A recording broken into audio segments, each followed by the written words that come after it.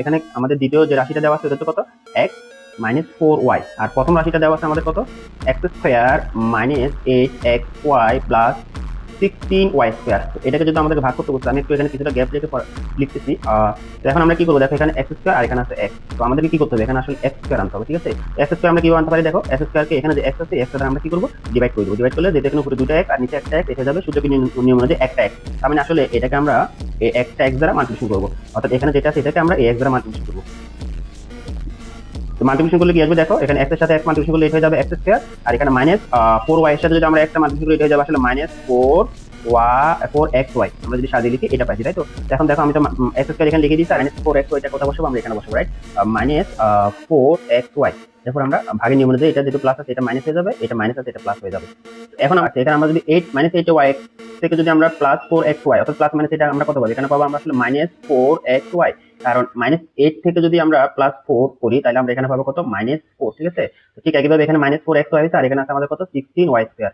এখন আমরা যেটা করবো যে আমাদের এখানে 16 যে y² আছে 16y² এখানে নিয়ে আসতে হবে। তো আমরা 16y² এটা কিভাবে আনতে পারি, আমরা তাহলে এটা হিসাব করতে পারি যে আমরা এখানে এখানে আনতে পারি, ফর এক্সাম্পল আমাদের -4xy।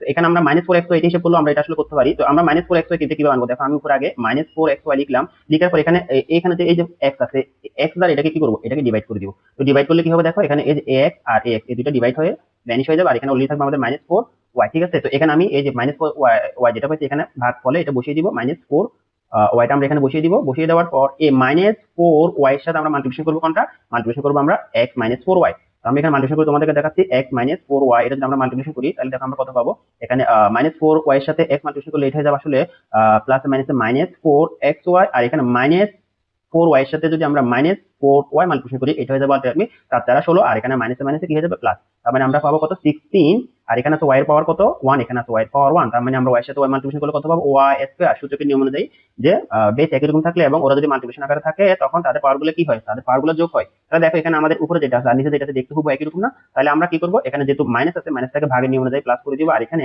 যেটা প্লাস আছে ওটাকে ভাগের নিয়ম অনুযায়ী মাইনাস করে দিব। তাহলে এটাকে প্লাস মাইনাস করলে এটা পুরোটা আমাদের কি হবে, ক্যান্সেল আউট হয়ে গিয়ে 0 হয়ে যাবে। তার মানে আমাদের ভাগ শেষ কি 0, আর এখানে আমরা ভাগফল কত পাচ্ছি x -4y। তাহলে এটা থেকে আমাদের কাঙ্ক্ষিত আনসার বা ভাগফল